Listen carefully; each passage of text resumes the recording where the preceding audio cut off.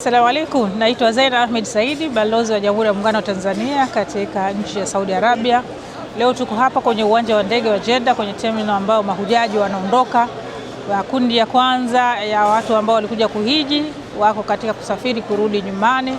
Tunamwomba Mwenyezi Mungu azikubali hija zao, lakini awasafirishe salama kuwarudisha na aendelee kuwaweka katika ibada maisha yao yote. Lakini pia natoa hamasa kwa Watanzania wengine ambao bado hawajabahatika kuja, waendelee kujipanga na waweke nia waweze kuja kuhiji. Hii ni katika nguzo muhimu sana za dini ya Kiislamu, na ukitimiza hii unakuwa umepata fadhila kubwa sana.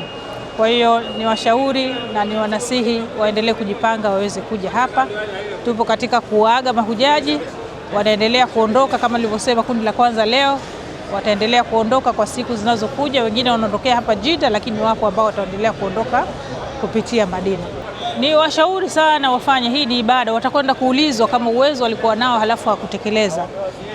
Ipo ile zamani watu walikuwa wanaambiana mpaka mtu uzeeke ndio uje uhiji. Hiyo achana nao, ukija ukiwa na nguvu zako ndio vyema.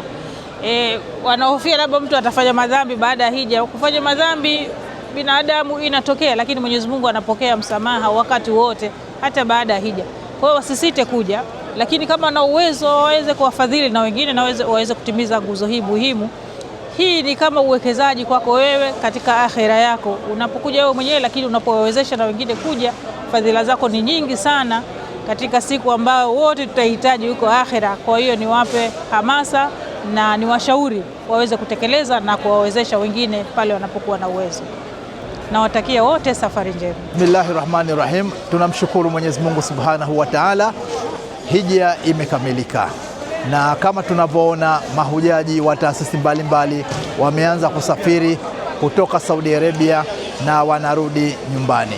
Tunaomba wananchi wote waanze kuwapokea mahujaji ambao watakaorudi, na ndege ya mwanzo tunategemea itaanza kurudi leo saa 12 za asubuhi.